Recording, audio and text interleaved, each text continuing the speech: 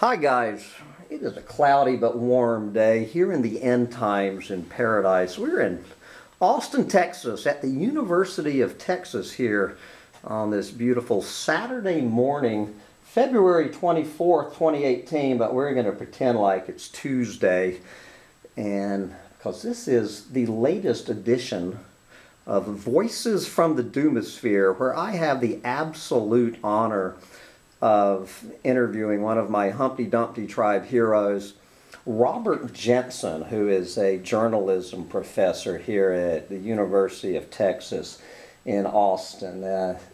Robert's a professor in the School of Journalism and board member of the Third Coast Activist Resource Center in Austin, and he is the author of Plain Radical: Living, Loving, and Learning to Leave the Planet Gracefully, which I have read an essay from, and hope you enjoyed that. And guys, you know Robert already. He's got a bunch of books, and I just want to say that last night I went on to resilience.org just to refresh my memory. I thought I was going to spend about 20 minutes just checking in with Robert.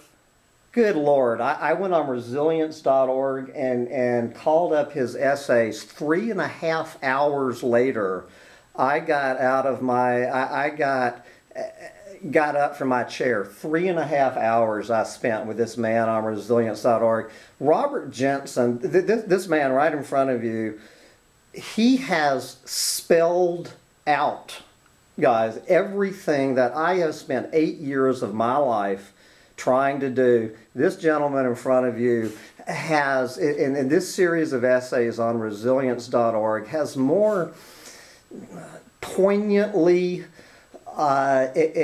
expressed everything that I and so many others have been trying to say. His eloquent analyses of what's going on this planet today and what we need to do about it, it's just the honesty, just the unflinching honesty to face what we are facing. I mean, it really affected me, guys. And I am absolutely honored to be here and to spend a few minutes with Robert Jensen. So Robert Jensen, say hello to Humpty Dumpty tribe. Well, hello, tribe. That's very kind of you to say, and I was, as you were introducing me, I was thinking about that book, Plain Radical, which, as you know, is a book about a friend of mine, Jim Copland, who died about 5 years ago now, and without whom I wouldn't be sitting here. It's really not my analysis. I've never had, I always jokingly say, I've never had an original thought in my life, which is not actually too far from the truth. What I've been good at, I've discovered looking back at almost the age of 60, is I've been good at finding really smart people and hanging out with them and listening carefully. Some of those really smart people have been, well-known writers, authors, professors with public visibility. Some have been people that no one knows of outside of a private circle, and one of those was Jim Copland, who I met when I went back to graduate school nearly 30 years ago now. And he was a central Minnesota farm boy turned professor, turned radical activist, turned community organizer, turned master urban gardener. And it really was through him that I started to put together a framework for understanding where we are at in this world.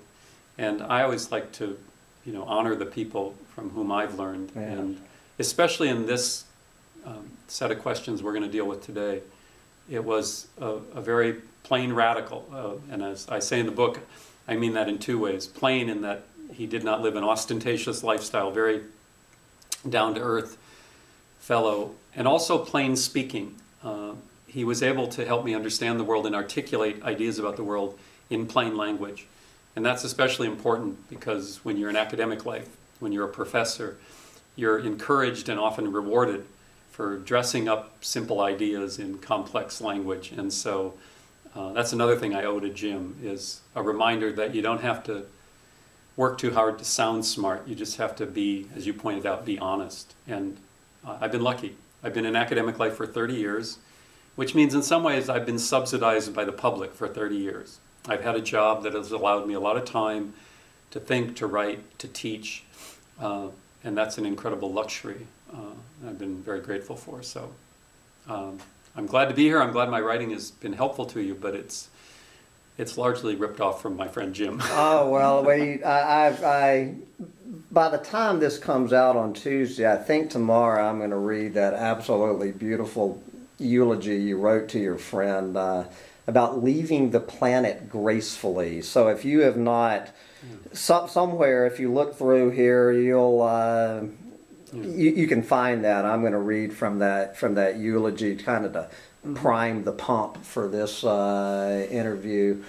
There are, Robert, I could sit here and spend a week talking to you, but we don't have a week. And anyone who is aware of the framework of my voices from the Doomosphere interviews, which I like to consider more casual conversations, knows that I've boiled this all down to 4 questions, or two-part questions, and I asked his permission if I could drop the F-bomb, and so I'm going to ask Robert Jensen. Obviously, this man in front of you knows the answer to this as well as anybody I have ever spoken to on this series. Robert Jensen, are we fucked? Well, you know, people have suggested that the human with the big brain has been essentially an evolutionary dead end. That if you look at a long enough time frame, the answer is obviously yes. And maybe the time frame isn't as long as we might have once thought, because the big brain has, of course, allowed us to dominate the planet in ways no other species ever has, but it's also then put us in a position where we might, through our own actions, undermine the capacity of the ecosphere to sustain our own lives, at least human life at a large scale that we're used to, billions of people on the planet. In that sense, I think the game we've been playing is over, and probably over in a shorter amount of time than we would have once thought. I'm coming up on 60 years old. Whether there will be massive shifts that lead to a human die-off in my lifetime, maybe I got 10, 20 years left, hard to say. But I think certainly in my kid's lifetime, think about a 50, 60-year span, there are almost certainly going to be pretty significant changes that mean human life as we've come to know it over the last half century or century is going to change dramatically. I'm cautious in making predictions because I believe in what Wes Jackson and Wendell Berry have called the ignorance-based worldview. And Wes and Wendell are very important influences on my thinking. And following ideas that others have proposed as well, Wes and Wendell say that we have to recognize that we are far more ignorant than we are knowledgeable. That for all of human creativity, technology, science, we still are fundamentally ignorant. That is, what we don't know far outstrips what we do know. That's partly why we're in trouble, because we've engaged in science and technology that has had unintended consequences. We presumed that human knowledge is adequate to run the world, and we found out it isn't. And so embracing an ignorance-based worldview is a corrective to human arrogance. But that means not only arrogance in, you know, synthesizing new chemicals and putting them into the environment in risky ways. It also means... I like how you said that. Yeah, it also means being a little more humble about our capacity to predict when it's going to go wrong. So I assume that the human project cannot continue on its current trajectory indefinitely. I assume that the amount of time we have to deal with that is probably in decades, not in centuries. And I also assume that I am not capable, nor is any other person, of making predictions that tell us much in detail about that. So it seems to me we have two tasks. One is to figure out how to curb the worst of human excesses. And the second is how to imagine a different way of being on the planet. If we're successful at that, I still think the human species is in for a rough ride in the coming decades. But that's no matter how we play. my own, and I'm not a scientist, and I always point out I have no expertise in ecology and in biology and climate science and geology and anything. Right? I'm a lay person who just has the luxury of a lot of time to read and opportunities to talk to a lot of smart people. And as a lay person trying to read the evidence to the best of my ability, my gut feeling is that there's too much water already under the bridge for us to imagine 7.3 billion people living indefinitely on this planet at anything like the level we do now. And so we know there are two questions about the carrying capacity of the Earth in relationship to the human species. One is the number of us who are here, and the second question is the level of energy consumption and the consumption of other materials that we use. I am pretty certain that 7.3 billion people living at the level we live today. When you say we, do you mean Americans or just the way it's Right. the bell curve is Right. spread out today? When I say we, I just mean the aggregate energy and resource consumption Up seven, today. even with the massive Right. Okay. inequality of our Right. individual per capita energy So use. on this trajectory, it's a game over scenario. Now, as you're pointing out, we know that among those 7.3 billion people on the planet, there are profound inequalities in the use of resources. And so the question is, how many people living at what level can the planet sustain? We can't continue in this way, which certainly means that 7.3 billion people, 8 billion, 9 billion, whatever human population might rise to, living at something like first world levels is insane to imagine. The idea that we're going to raise up the bottom half of the human population to something like first world levels of energy consumption would essentially move us from game over in some unknown future to game over today. Yeah. Right? And so the question is, what level of consumption, what level of population and what level of consumption can the planet handle? And nobody knows the answer to that.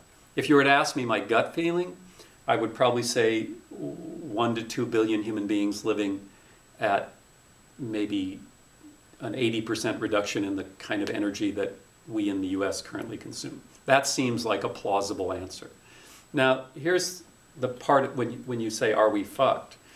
The problem is, it's virtually impossible to imagine moving from our current state to a population of 1 to 2 billion people consuming 80% of the energy, or consuming only 20% of the energy we currently consume. The realities of our current social, political, and economic systems are such that that's basically impossible to imagine. Well, every effort from every person in China right up to Donald Trump is directly opposed to reaching that goal and is diametrically opposed. So all that's a given. We know that under the best of conditions to move to a sustainable human population consuming at a sustainable level is difficult. Under current social, political, and economic systems, it's impossible. All right, so it seems to me that decent human beings have a choice when faced with that reality, recognizing it's a reality that most people find very difficult to ponder. Also recognizing that intelligent people disagree with the assessment, that there are people who would say no, you know, advanced technology, renewable energy, lots of things can change the trajectory we're on. Okay. So I don't assume that everybody who's thought about this agrees with me. And I recognize that the vast majority of people haven't thought about it, either because it's too overwhelming or they don't have time in their day to, lots of reasons people don't engage these kind of questions.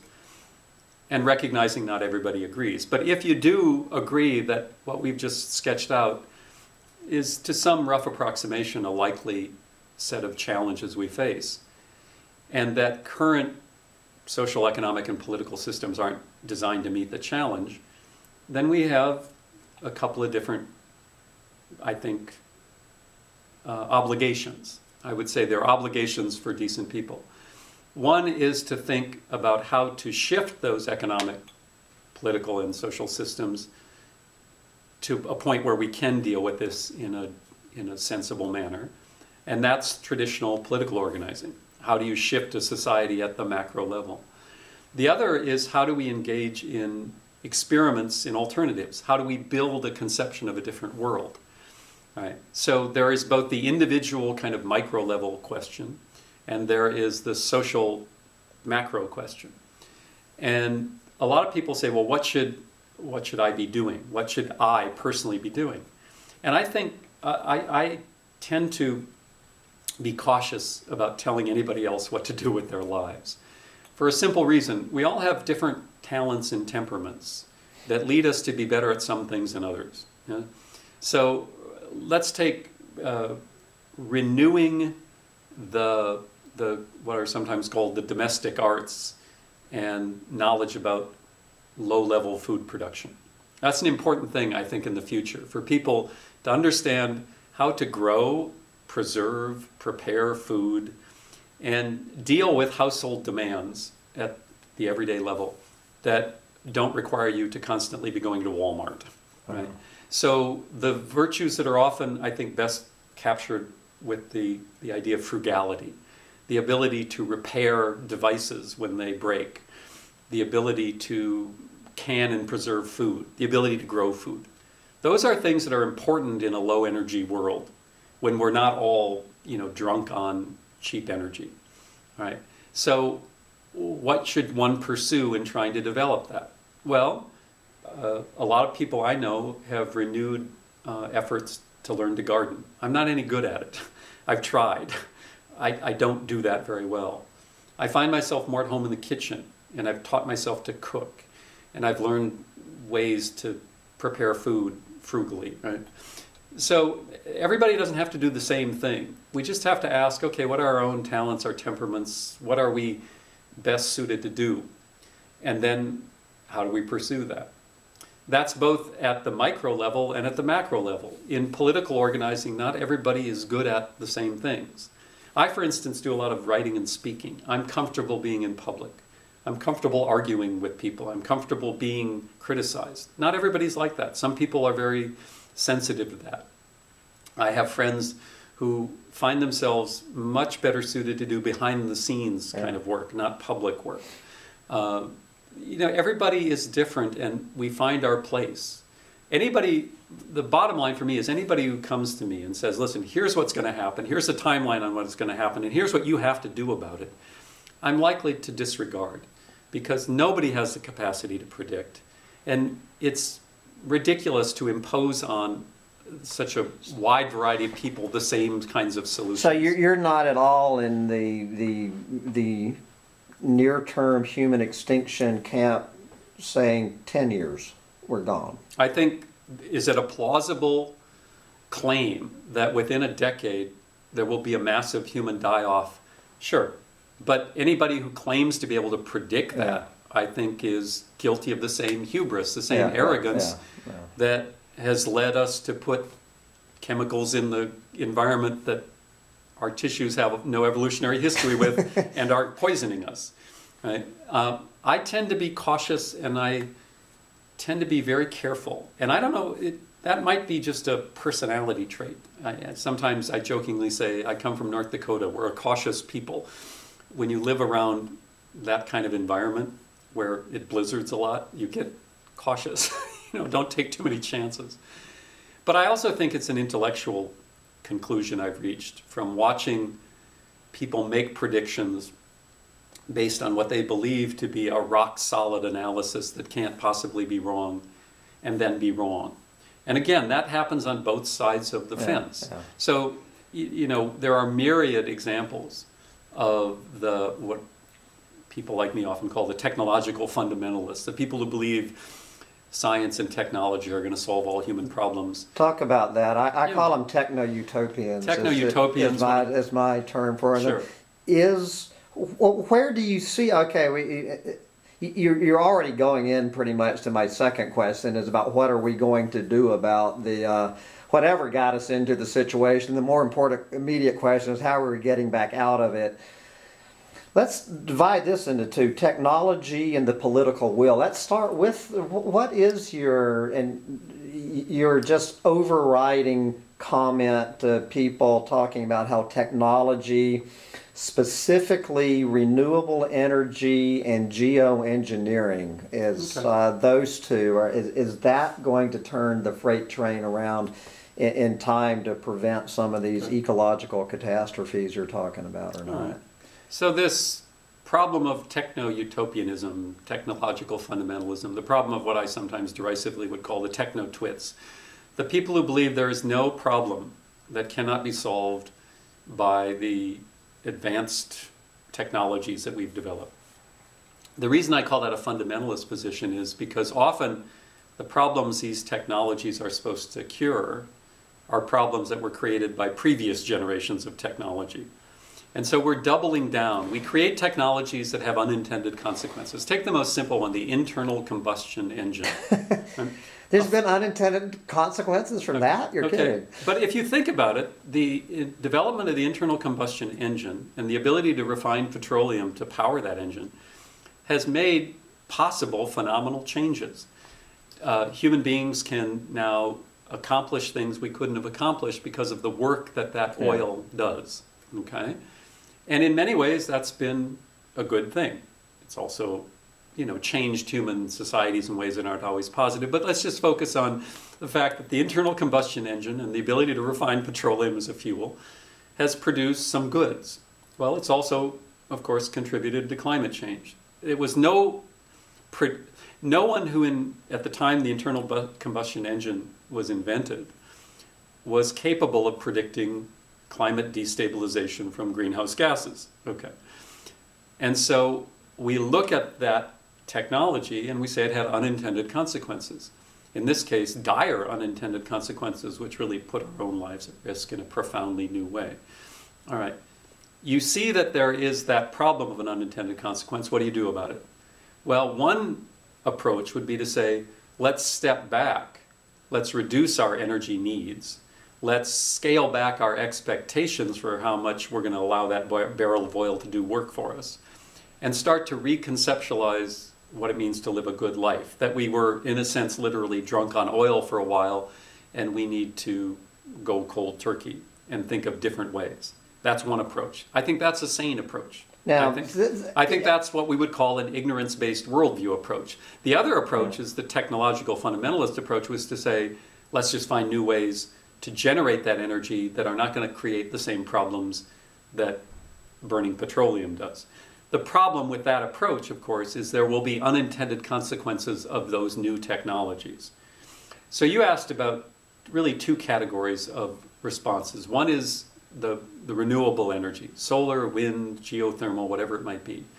The other is the what I think is the fantasy of things like geoengineering, which is to kind of up the ante and use technology even in more dramatically risky ways. Well, I think any approach, that any review of the history of the last couple hundred years would argue that geoengineering is a bad bet. That to start trying to intervene in the upper atmosphere to correct the problems of global warming. What could go wrong here? Right, I would actually describe it as literally insane. Right? The belief that human beings have the knowledge adequate to control that process, to me, is an indication of delusional thinking.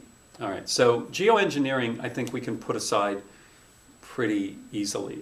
All right. Now, there are arguments for it that are worth considering. Well, Robert, you said you don't mind people arguing. We can't put it aside. Okay, that's what I mean. So, I think it's crazy, but the fact is reasonable people are arguing for it. And the argument for geoengineering, I think, pretty much boils down to this. Yes, it's risky. It's risky in a way that rolls the dice that we normally would not want to do. But human societies are not going to, in meaningful ways, reduce their energy consumption. And it's this or mass extinction. Yeah. Okay, now I understand that argument, but it assumes that in fact human societies are incapable of reorienting their definition of the good life and reducing energy consumption. Now, we've already acknowledged that the current systems don't seem capable of doing that. But that means the project then is to try and change those systems. Will we do that successfully within the time available to us? There's no way to guarantee it. But that's where I would put my bets, not on geoengineering, but on meaningfully trying to engage in social change. All right. The renewable question is somewhat different, because a lot of people who would agree with the idea that we really do need to shift away from the greenhouse gas producing fuels, who recognize the severity of the threat that climate destabilization really creates, their move is somewhat more sensible on the surface, which is to say, let's just go full bore, all research possible on renewable energy, solar, wind, and others, and that if you run the numbers right, we can achieve within a meaningful time frame. For instance, by 2050, there are estimates that we could be completely renewable energy. I think there are technical analyses of those positions that suggest it's really not possible. I'm not a scientist and I can't engage in that technical debate. But it seems to me that the claim that we are going to basically be able to live at the level we are currently living in the first world, simply shift to renewable energy, is equally delusional to the geoengineering scenario. It doesn't mean renewable energy isn't important. It doesn't mean we can't make significant advances in renewable energy.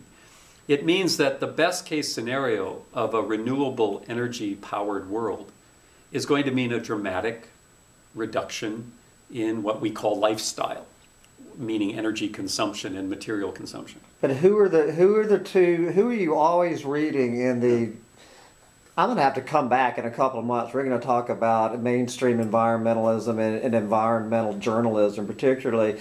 But who do you always read about as the global leaders in renewable energy? It's China, what I call the devouring dragon, and it's more and more India, the crouching tiger, and they are being held up by mainstream environmentalists as the shining example of how we need it. But all they're trying to do is figure out a way to have our lifestyles without making, become Americans, but just without being quite as dirty. Okay. And it's just this juggernaut. And all right. So you're recognizing that the vast majority of people let's just stick to the United States, the vast majority of people in this country do not share the assessment of what's likely to come in the next few decades as we do. Yes, safe bet. Some of them are in denial for ideological reasons. That describes most of the Republican Party at this point, for instance. So let's say a third of the U.S. population is simply unwilling to even consider the question because they're so deeply invested in a particular vision of a capitalist society that to consider the question would be too dangerous. Okay. Let's say another third of the country is really still sunk on the delusion that we're going to magically invent our way out of this. In other words, people who acknowledge the nature of the problem, but think that bringing down the cost of solar panels is going to save us. That's the Al Gore position. Al Gore is probably apocalyptimist is the term I use for those guys. Right. Now, let's say there's another third of the country, and maybe I'm being generous in the size of that is uneasy about this and varies from the position we're articulating to a certain unease with both, the capitalist ideology or the renewable energy utopia. All right. So, to me, the audience is that third that is uneasy about the future. Now, there you have a choice. One is to soft pedal the future. And I think a lot of the mainstream environmental groups do that. They say things are going to get bad if we don't act, but there's time to act. The trademark phrase of that group is, we have just enough time. Yeah. And it doesn't matter what year you're talking about. It seems that there's always, no matter where we are, just enough time to turn it around. I found a book from 1948. If you've never read Our Plundered Planet by Fairchild Osborne. Yeah, I haven't. Brother, you need to read Our Plundered Planet. But 1948. Yeah. You know, this goes all the way back. Sure. And it's the same. He's not guilty in his book, as so many people are what I call the little Hollywood happy ending. Mm-hmm. Even in 1948, this dude was saying. But 70 years we've been hearing this for people who understand it. And so that Hollywood happy ending, of the percentage of the American population that's willing to deal with the severity of the crises, some portion of that wants the happy ending guaranteed. The problem with that is that it's hard to really believe that, and I think sometimes the people peddling that happy ending story, that if we get our act together, if we reduce our energy consumption a little bit, if we push the renewables, everything's going to work out fine. I'm not sure even they believe it. The other option is to try and, as you pointed out at the beginning, deal honestly with the nature of the crises. And I'm using crises plural on purpose, because we're not just talking about climate change, of course. We're talking about a host of other indicators that remind us the health of the ecosphere is in dramatic decline. Things like topsoil erosion and declining soil fertility and groundwater contamination and changes in the hydrological cycle and the acidification of the oceans, and on and on. Yeah. Basically, every data point you can find about the health of the ecosphere in broad terms, the news is bad and it's getting worse dramatically faster than we once thought. Okay, I think facing honestly that data is far more productive than trying to pretend there's a happy ending. And the reason I say that is because if we are going to make the changes we really need to make, people have to cope with that sense. You call it doom. I don't use the word doom. We have to cope with that sense that we have somewhere in our gut that, in fact, Hollywood happy endings aren't realistic. You can motivate people for short-term political purposes with Hollywood happy endings. I don't think you can motivate people for the long haul with those kinds of illusions. And in my experience, the people who are most committed to both macro level social, political, economic change and are trying to live in different ways at the micro level, the people who are doing the best work are the people who have faced and dealt with this sense of collapse, of doom, whatever you want to call it, right? And have recognized that to move forward in productive ways, to try and be a decent person who moves forward in productive ways, does not require a guarantee of success. And I think people overlook that increasingly in a instant gratification, short-term society like the contemporary United States, even people from critical perspectives have unconsciously absorbed that idea that you have to give people easy solutions in a short time frame. Well, I don't see any reason we have to. I get up every morning with the awareness I have of what I believe to be the coming collapse, if you want to use that term.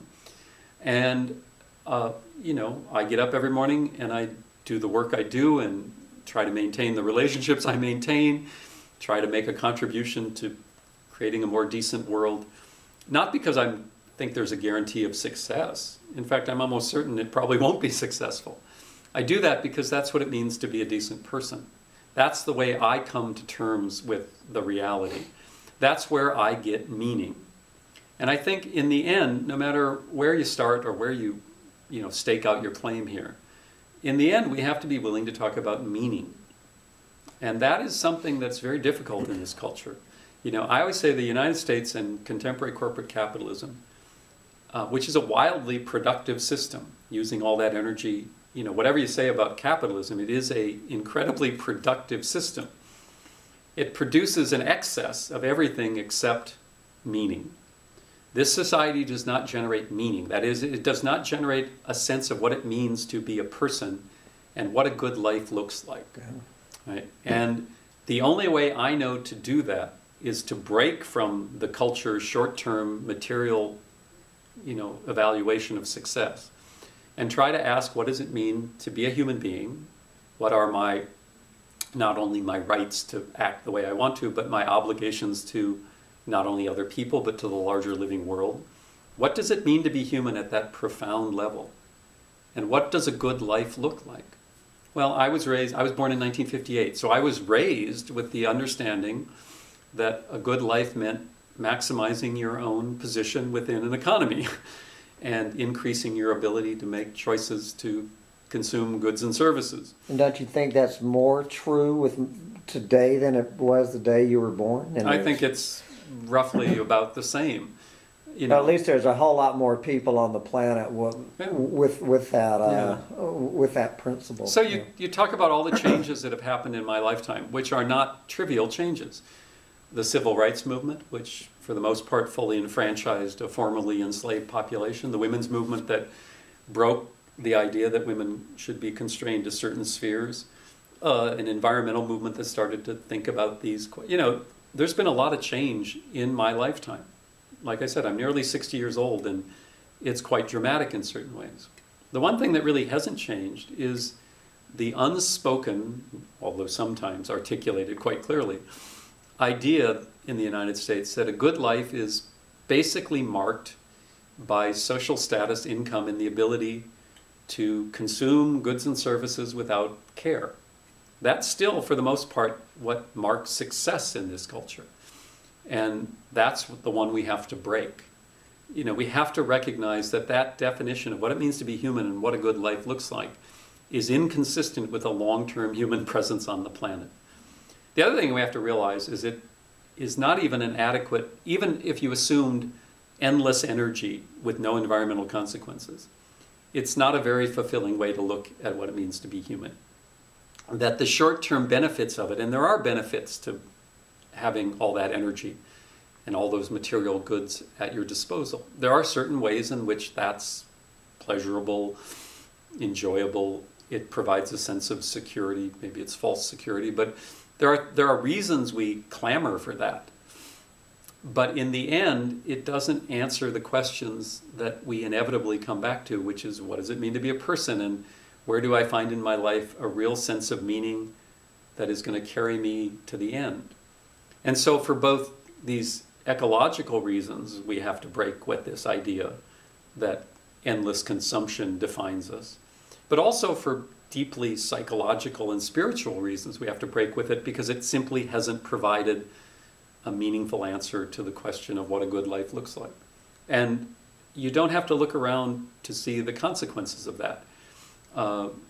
Addictive behaviors that provide short-term, numbing, whether it's addiction to alcohol and chemicals or to cheap food or to gambling or to media or whatever, right? Societies that don't provide that deeper sense of meaning are going to only work if it's papered over with short-term illusions like that. Now here, people sometimes tell me, well, you're starting to sound like a conservative. Well, if one looks at the way U.S. society is developed and realizes that certain, what were once thought of as liberal or even radical, challenges to conservative and traditional notions no longer seem to be very sensible, well, I don't see any reason to ignore that. Take the one subject that I've spent the most time on over the last 30 years, which is an evaluation and critique of the contemporary pornography industry. Well, at one point, the liberal and even radical approach on sexuality was to challenge the very repressive notions of sexual pleasure, sexual freedom, and sexual expression that traditional American society imposed on us. Well, I agree with that challenge, and I agree with, trying to transcend those very repressive notions. But one place that led was a sexually explicit pornography industry that has undermined, I think, from both the evidence and my own experience, has undermined people's capacity to experience intimacy and sexuality in a meaningful way.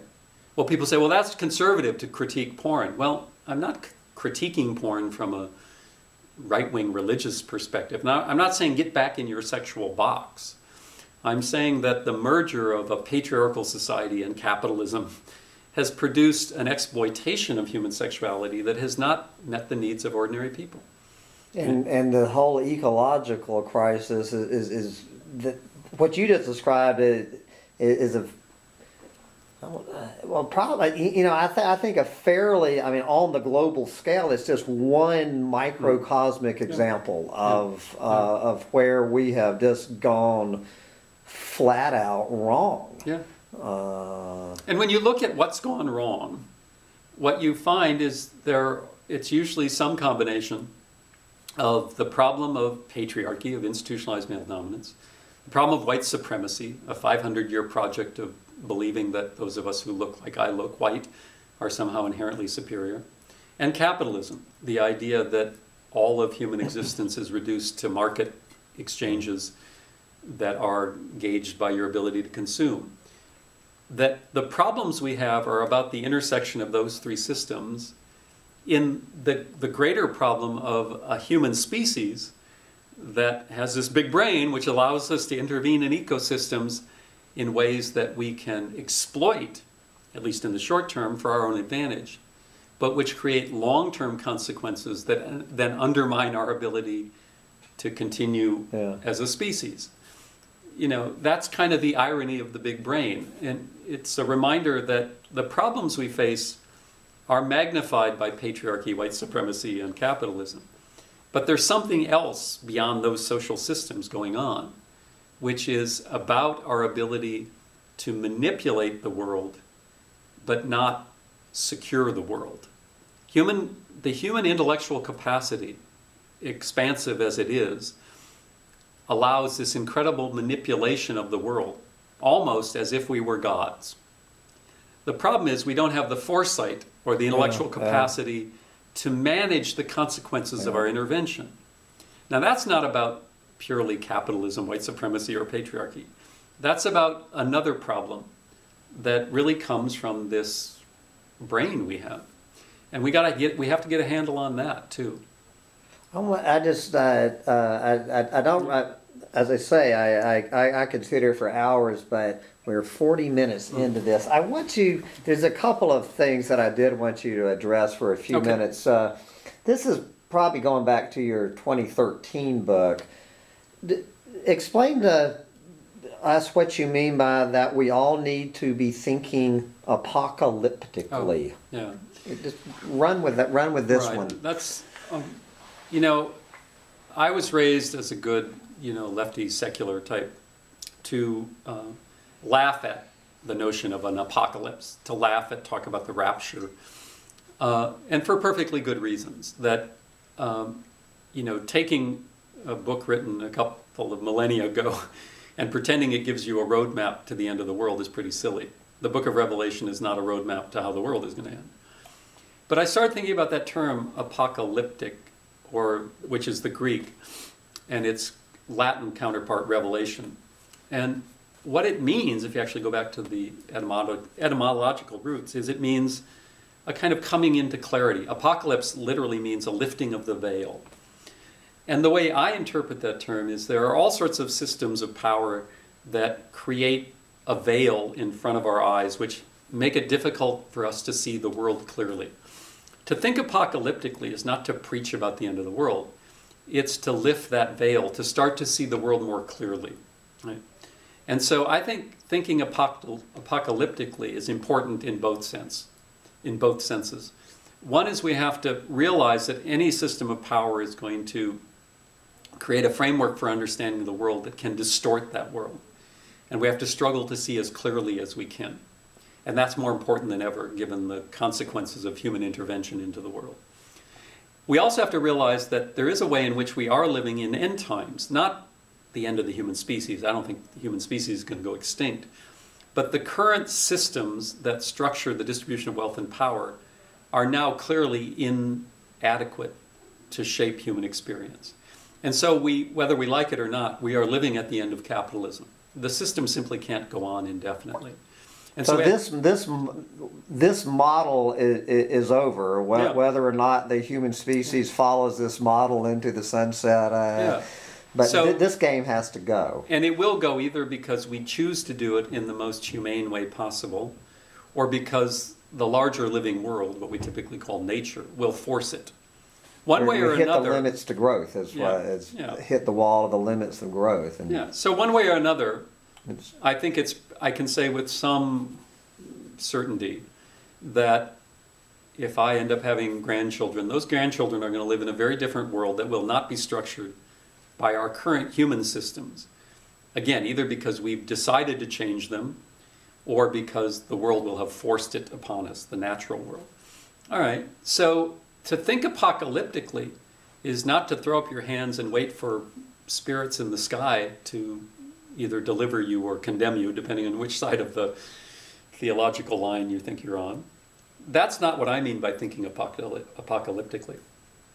I think the term is better understood as stepping back from the way that systems of power can distort the world, trying to create a way of seeing the world as clearly as we can, and then recognizing the systems in which we now live are going to wind down. And we have to think about new systems. Now, constructing brand new systems of organizing human society is beyond my capacity, beyond your capacity, beyond anybody's capacity. But we can start to rebuild values and practices. That is, ways of thinking about ourselves in relation to each other in the world. And practices, which we talked about earlier, things like growing food, preserving food, preparing food. Life comes not only out of big ideas, it comes out of everyday habits. And I think we have to approach this from both directions. We have to think at that big picture level about what values we want to structure the world. And we have to live out in our daily lives the best practices we can to make that world possible. And to me, that's what apocalyptic thinking leads to. Okay, let me, I want to touch, you talk as we all need to, and nobody is just about the flat out grief. I mean, people who really understand this and who are grieving over this, and the depression is getting. What is how do you do it in your life, and what is your advice to other people who are just getting down this rabbit hole and going, wow? Well, this is a good place to end because it brings me back to where I started, which is my friend Jim Coplin, who up until the end of his life at the age of 79 lived with that sense of grief. One of the most profound things he told me early on in my friendship with him was, he said, I wake up every day in a state of profound grief. And he wasn't joking about it. No, he's not joking. And he wasn't referring to just an individual kind of sense of depression. He said, what he was saying is that based on what I know, I wake up every morning and realize that we are destroying creation. Right? And I don't use creation in a theological sense. We are destroying the beauty of the world in which we live. And there is no way to face that without grieving, from my perspective. So what do you do about that? Well, if you're wealthy enough, you could hide and numb yourself with the pleasures of cheap food and cheap alcohol and cheap entertainment. The reason Coplin was so important to me is he didn't hide from that. He got up every morning and went about the work of trying to make the world a decent place. And for him, that meant political activity. He was involved in every major radical political movement of the last half of the 20th century in the U.S. But it also meant community and building that from the practical level, building that sense of what it meant to be human in relationship to others. He tended his garden till the end of his life. He did the things that make it possible to live as a decent person in the world with that sense of grief. He didn't deny the grief. He lived through it and lived with it and lived, I think, a model life. So I have a very real-world experience of somebody I love deeply who showed me how that could be done, and I've tried to do it myself. But for better or worse, to quote from Wendell Berry, a writer I've learned a lot from, we live on the human estate of grief and joy, and that has always been the case. Human life is defined by the capacity for joy, right? And we all have that joy. And I'm not talking about cheap pleasure, I'm talking about a deep sense of joy of being alive and part of a world that is really beyond our capacity to understand. There's something very joyful about that. right? I think that's why when But people... how can you be joyful when the whole glorious world is collapsing all around you? The human estate of grief and joy. It's always been both. You know, think about it on a personal level. Everybody who's rational understands from a fairly early age that you're going to die someday. There is grief in knowing that your time on this planet is short. There is grief in knowing that people you love and love deeply, people without whom your life would have been less meaningful, will also die. Sometimes will be taken from you in ways that seem abjectly cruel. That's always been the human condition. What essentially we're asking people to do is recognize that that's true not only at the personal level, that you will experience that grief in the personal sense, but that collectively we should be grieving for what we have done collectively to the planet. It's in some sense a huge leap. No other species has ever had to do it. But in some ways it's not that big of a shift from recognizing that what we've tried to cope with on an individual level also now must be coped with collectively. And all I can say is, you know, whether it's a hard task or an easy task, or whether you're depressed about it or not, the fact is that is our fate. That is the world we are living in. And I have, in my own personal experience, models of people who have successfully faced that honestly and responded ethically, responded responsibly, by not giving up, but by using whatever talents and resources they have to try to move us forward toward grappling with this. I want, in the last few minutes, as my battery is going to be turning off in 8 minutes here, leaving the planet gracefully, when you were talking about Jim, talk about that, what he meant by leaving the planet gracefully. Well, my friend Jim Coplin had worked as a professor for a number of years and was materially comfortable. You know, he had a pension. But he lived more frugally than anybody I've ever met in a city. He was one of the most frugal human beings I met. And he did that because that was a way to leave the planet gracefully, to take as little as necessary, to live a decent life and model a way of respecting the larger living world, not taking more than was necessary. And he said, you know, it may be the last task of our species is to learn to do that. Maybe there's too much water that's gone under the bridge. Maybe we can't solve these problems. Maybe we are destined for some sort of collapse or crash. But he said, we can do it with grace. We can do it taking out as little of the living world as possible. That almost as a reflection of some renewed self-respect, we realize we don't have the right to take the rest of the planet down with us. Now, that's optimistic, right? And he didn't necessarily think that as a species we were capable of it. But he knew that he had a choice. He could either live without concern for the consequences of his own choices, which would be a crude and ugly way to end his place, you know, his time on the planet. Or he could leave the planet gracefully. He could reduce to the degree possible his own contribution to that injury that human beings were, you know, imposing on the rest of the world. And in doing so, find some meaning to his own life. And all I can say is that he did it as successfully as anybody I know. When he died, even though he was, he didn't have a family, a blood family, he didn't have children. When he died, he was surrounded, both physically and spiritually, by literally hundreds of people he'd met in the course of his lifetime, with whom he'd created that connection, and people who looked to him for that model.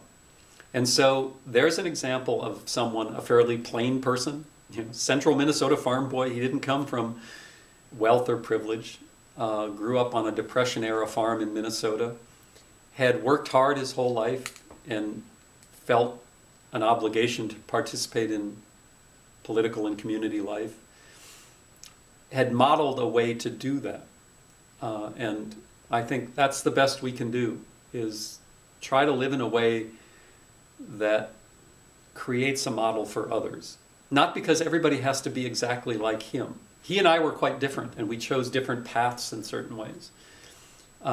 It isn't the point that we have to impose on people a one-size-fits-all way of dealing either emotionally or physically with all of this.